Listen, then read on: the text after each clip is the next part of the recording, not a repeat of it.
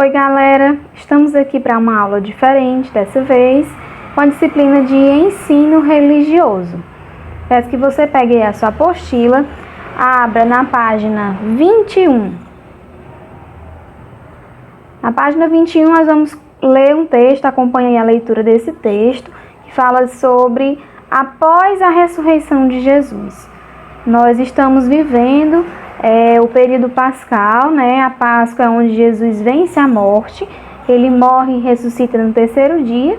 E o que acontece depois da Páscoa? Que Jesus ressuscita. Então vamos acompanhar aqui. Jesus, muito injustamente, foi condenado pelo governador romano Pôncio Pilatos e morto na cruz. 3 dias depois, como havia prevenido seus discípulos, Jesus voltou à vida. Algumas mulheres viram o túmulo dele vazio e depois o viram ressuscitado. Era possível ver em suas mãos e pés os sinais dos pregos que o prenderam na cruz. Mas como? Jesus está vivo. Cheios de felicidade, os discípulos foram encontrar-se com Jesus na Galileia, perto do grande lago, onde eles estiveram juntos muitas vezes antes. Deus me deu todo o poder no céu e na terra. Portanto, vão a todos os povos do mundo e façam com que eles sejam meus seguidores, batizando-os em nome do Pai, do Filho e do Espírito Santo, e ensinando-os a obedecer a tudo o que eu tenho ordenado a vocês. E lembrem-se disto: eu estou com vocês todos os dias até o fim dos tempos. Durante muitos dias, Jesus apareceu aos apóstolos de muitas maneiras, provando, sem deixar dúvida alguma, que estava vivo. Jesus conversava com os apóstolos sobre o reino de Deus, dizendo-lhes que continuariam a missão que ele tinha começado. Fiquem aqui em Jerusalém e esperem que o Pai dê o amigo que lhes prometeu. Esse amigo é o Espírito Santo. Ele estará para sempre com vocês e os guiará em tudo o que for verdadeiro. Um dia, os apóstolos estavam reunidos com Jesus e ele lhes disse: quando o Espírito Santo descer sobre vocês, vocês receberão o poder e serão minhas testemunhas em Jerusalém, em toda a Judéia e Samaria, e até nos lugares mais distantes da terra. Depois de dizer isso, Jesus foi levado para o céu diante deles. Eles ficaram olhando firme para o céu, até que uma nuvem cobriu Jesus e não puderam mais vê-lo.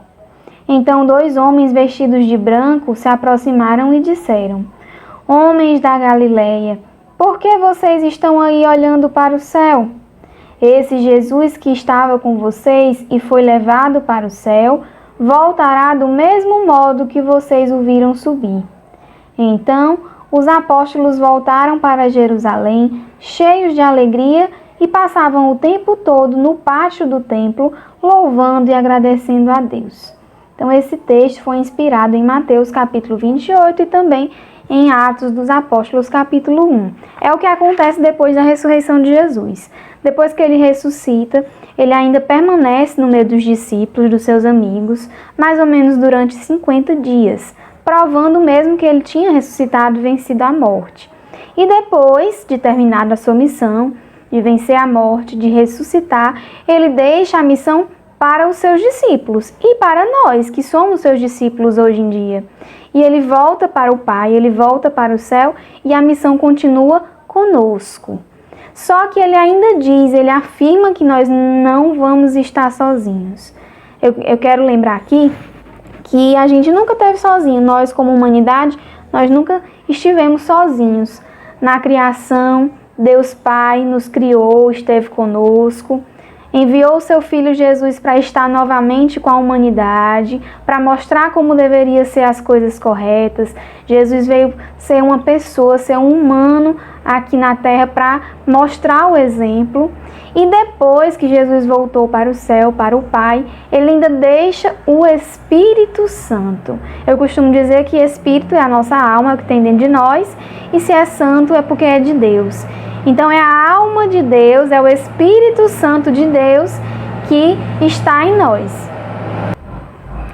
E estando em nós, faz com que nós tenhamos força e garra para continuar fazendo os ensinamentos de Jesus. Então o Espírito Santo nos enche de força, assim como o próprio Jesus disse.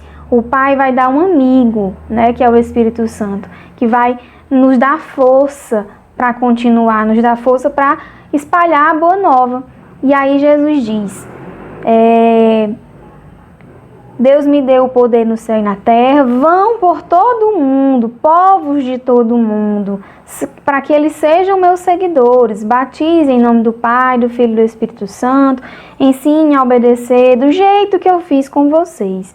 Então nessa hora Jesus convida para que a gente continue a missão que ele começou aqui na terra e que a gente seja seguidor de Jesus, espalhe a sua boa notícia e que consiga cada dia mais pessoas para o caminho de Deus. Então, isso acontece até os dias de hoje, né? Não quer dizer que somente os apóstolos, os discípulos naquela época que sejam discípulos de Jesus. Não, todos nós somos convidados a viver isso até os dias atuais. Nesse sentido, nós vamos para a atividade da página 22 até a página 24, que vocês vão realizar depois desse vídeo. Em um outro momento, em uma outra oportunidade, eu vou colocar a correção dessa atividade, tá certo? Então vamos lá. Questão 1. Leia novamente o que Jesus disse a seus discípulos. Portanto, vão a todos os povos do mundo e façam com que eles sejam meus seguidores, batizando-os em nome do Pai, do Filho e do Espírito Santo e ensinando-os a obedecer a tudo o que eu tenho ordenado a vocês. O que quer dizer fazer discípulos? O que quer dizer? Uma vez nós já conversamos sobre isso, e ser discípulo é ser seguidor.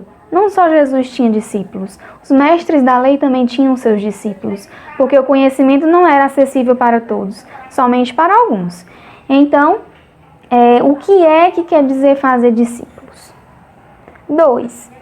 Reflita sobre a trajetória de Jesus aqui na terra até a sua morte, ressurreição e ascensão, que é essa subida de Jesus ao céu. Escreva sim ou não nas afirmações. Jesus nasceu e foi educado em uma família que colocava a vontade do Pai em primeiro lugar, sim ou não? Jesus morreu na cruz porque era pecador. A morte de cruz de Jesus foi injusta, porém necessária. Até que Jesus morresse na cruz, ele fez milagres, curou os doentes e ensinou os mandamentos. Jesus morreu na cruz e ressuscitou no terceiro dia. Depois da ressurreição de Jesus, ele ainda permaneceu muitos dias com os discípulos para que depois pudesse subir ao céu. Jesus deixou o Espírito Santo para guiar os discípulos depois que voltou ao céu. Então você vai colocar aí nos tracinhos sim ou não. Questão 3. Sublinhe, passe um tracinho embaixo, não é circular, passe um tracinho embaixo das letras. Sublinhe as atitudes que combinam com um verdadeiro discípulo de Jesus. E aí tem vários pontinhos, o que combinar, o que for uma atitude de um seguidor de Jesus, você sublinha. Questão 4.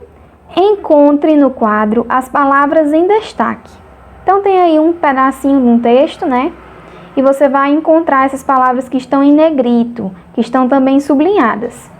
Jesus levou-os fora até as proximidades de Betânia e, levantando as suas mãos, os abençoou. E aconteceu que, abençoando-os, ele se apartou deles e foi levado ao céu. E adorando-o, eles, com grande júbilo, voltaram para Jerusalém e estavam sempre no templo, louvando e bendizendo a Deus. Todas as palavrinhas tem no caça-palavras, tá bom? Pode ter na diagonal, na horizontal, na vertical, de trás para frente, mas todas as palavras estão aí, tá certo? Questão 5. Complete a resposta resolvendo as charadas. Então, atenção. Antes de você completar aqui na questão 5, você primeiro vai resolver as charadas. Eu vou resolver a primeira para servir como exemplo e você resolve as outras, tá certo? Vamos lá. Primeira setinha. O plural de as, mais o contrário de tarde, que é cedo, menos dó. Então, fica só o C. Mais a primeira letra de navio, que é o N, mais o plural de que são. Juntando tudo, ascensão. E aí tem lá o primeiro tracinho, no caso é a primeira setinha, né? Depois de sua ascensão, quando Jesus é elevado ao céu, aí continua. Então, cada tracinho é uma setinha e você vai aí decifrando os códigos para fazer sentido esse parágrafozinho aqui embaixo na questão 5. Para que você consiga na questão 5, é importante primeiro decifrar os códigos, tá? E depois você completa.